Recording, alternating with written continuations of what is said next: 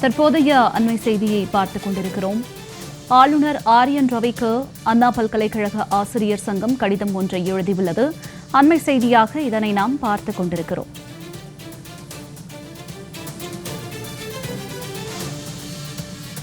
அண்ணா பல்கலைக்கழக துணைவேந்தர் இல்லாதது பல பின்னடைவிற்கு வழிவகுக்கிறது என்று ஆசிரியர் சங்கம் கடிதம் எழுதியுள்ளது. மூத்த பேராசிரியர் ஒருவரை தற்காலிக துணைவேந்தராக நியமிக்க பல்கலை ஆசிரியர் சங்கம் வலியுறுத்தியுள்ளது.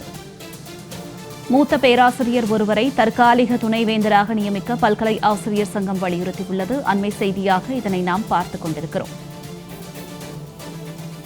வாக்கிங் செல்ல அண்ணா பல்கலைக்குள் வரும் வெளிநபர்களை கண்காணித்து கட்டுப்படுத்த வேண்டும் என்றும் தெரிவிக்கப்பட்டுள்ளது.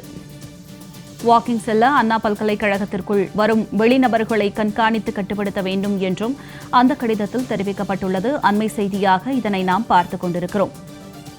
ஆளுநர் ஆர்.என். ரவிக்கு அண்ணா பல்கலைக்கழக ஆசிரியர் சங்கம் கடிதம் ஒன்றை எழுதியுள்ளது. விவரங்களோடு இணைகிறார் எமது செய்தியாளர் சங்கர். வணக்கம் சங்கர், இது குறித்த விரிவான தகவல்களை சொல்லுங்க. வணக்கம்.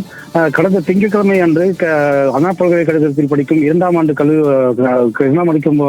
கல்லூரி மாணவியும் மூன்றாம் படிக்கும் கல்லூரி மாணவரும் தனிமையில் இருந்து பேசிக் கொண்டிருக்கும் போது வெளியிலிருந்து வந்த அதே பகுதியை சேர்ந்த நபர் ஒருவர் மாணவியிடம் பாலியல் சீண்டல் நடத்தியதாக கூறப்படுகிறது.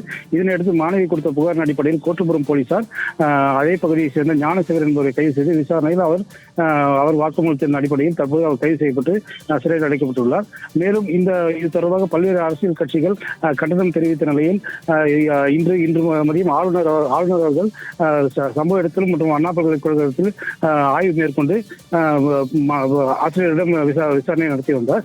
இந்த நிலையில் தற்போது அண்ணா பல்கலைக்கழகத்தில் ஆசிரியர் சங்கம் சார்பில் ஆளுநருக்கு ஒரு கடிதம் எழுதியுள்ளனர். அதாவது அண்ணா பல்கலைக்கழக துணைவேந்தர் இல்லாததால் பல பின்னடைவுக்கு வழியை வகுக்கிறதாகவும் இதற்கு முன்பு இருந்தது போல் மூத்த பேராசிரியர் ஒருவரை தற்காலிக துணைவேந்தராக நியமனம் செய்ய வேண்டும். அதே போல் வெளிநபர்கள் வாக்கிங் சொல்வதற்காக பல்கலைக்கழகத்துக்கு உள்ளே வரக்கூடாது, அவர்களை கண்காணித்து கட்டுப்படுத்த வேண்டும் என்று அண்ணா பல்கலைக்கழக ஆசிரியர் சங்கம் சார்பில் தற்போது ஆளுநருக்கு கடிதம் அனுப்பப்பட்டுள்ளது. சங்கர், தங்களுடைய தகவலுக்கு நன்றி.